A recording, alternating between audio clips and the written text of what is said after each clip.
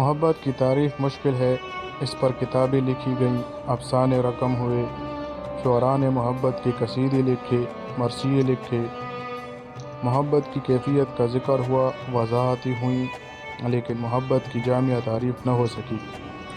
واقعہ کچھ اور ہے، روایت کچھ اور ہے۔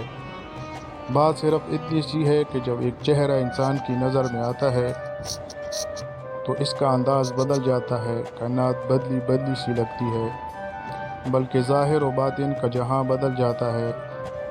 محبت سے آشنا ہونے والا انسان ہر طرف حسن ہی حسن دیکھتا ہے۔ اس کی زندگی نثر سے نکل کر شعر میں داخل ہو جاتی ہے۔ اندیشہ سود و زیاں سے نکل کر انسان جلوہ جانا میں گم ہو جاتا ہے۔ اس کی تنہائی میں میلے ہوتے ہیں، وہ ہنستا ہے بے سبب، روتا ہے بے جواز۔ محبت کی کیفیت جلوہ محبت کے سوا کچھ نہیں۔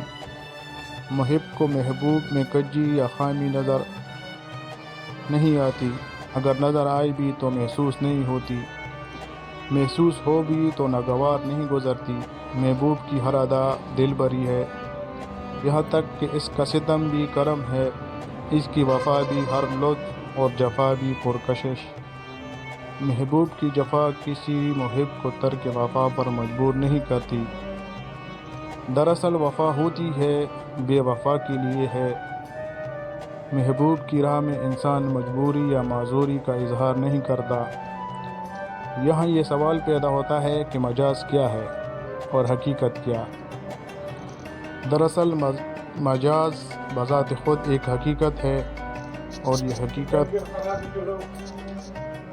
اس وقت تک مجاز ہے جب تک رقیب ناگوار ہو۔